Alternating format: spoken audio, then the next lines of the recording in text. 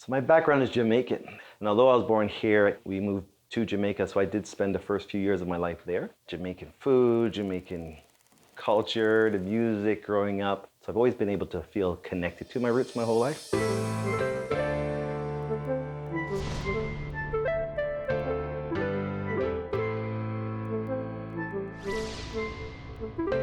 So I'm thinking for your countertops, we can use a quartz that has a little bit of movement, still a gray undertone, so we get those neutrals, but we have a little bit of movement, which means the details of color. So when you're looking at it, it's not a flat surface.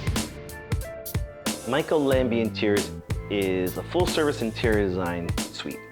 So we'll do everything from pick and paint colors, to decorating, to renovating. When I see a client's space for the first time, I spend the first 20 minutes, half an hour just understanding and learning their space. Because I'm an artist, I don't approach it with, I believe, some of the same rules and the same limitations that I believe other designers do. What they've been taught they should and should not do. To me, it doesn't matter. I understand the rules, but I'm not afraid to sway because I'm not guided by those.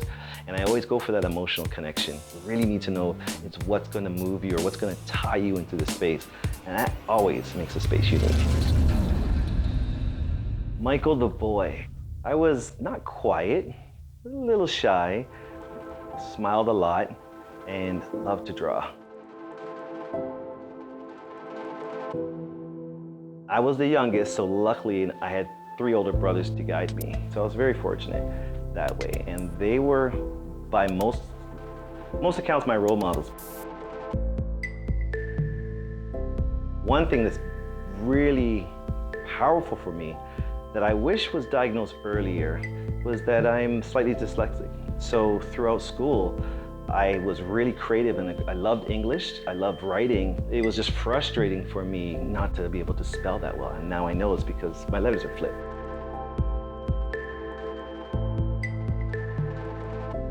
My greatest influence growing up was my mother. Raised 4 boys by herself. She brought us over from Jamaica with suitcases. I was 6 and we're all 2 years apart, so 4 boys, 6, 8, 10, and 12. We didn't have a lot of money, but no one in our neighborhood did. My mom did what she could to raise us. She worked, she put herself through university, finished up her education. Powerful lady, powerful, really determined, strong woman.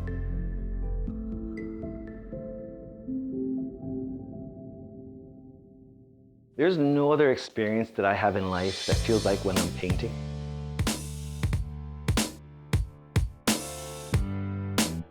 All I knew is that I wanted to be an artist. I just loved to draw, and I knew that was the place where I kind of got to excel. When I graduated from OCAD, I was lucky enough to get a job from a marketing company, and they hired me as their in-house illustrator/designer. Quickly got laid off. I had to work for myself, to the point where I started my own company, started getting clients, and became so busy. In my vision of what life was supposed to be, I was there. I checked all the boxes. I had the job that I wanted. I was partner at an ad agency, a market agency, I was the creative director. So what I went to school for. I had 2 beautiful children, I was married, I had a nice house and cars and et cetera, and I wasn't happy. And I couldn't figure it out, and I felt guilty for not being happy and not knowing why. What really became clear to me is that everything I thought I knew, everything I worked so hard and how I planned my life to be wasn't the answer. I just knew I had to get off this path because I was finished. My wife and I, at the time we got divorced. At roughly the same time, I left my partnership at the ad agency and I started new. I took the limitations I put on myself off. It wasn't about what I thought life should look like, how it should be structured. It's, I'm open, bring it.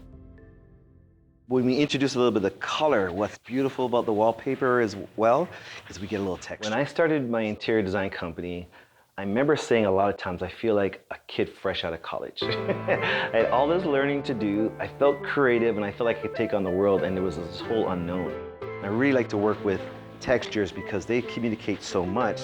I happen to be a heterosexual black male who grew up with an art background. So my perspective is unique. The world changed over the last couple of years. For the first time in my life, the black male voice is now, has a forum, the spotlight got put on me, right? Which I welcome. And then hopefully people see that I'm worthy of the attention between my work and how I carry myself and what I'm bringing to the industry. I'm Micheal Lambie, and this is Life Through My Eyes.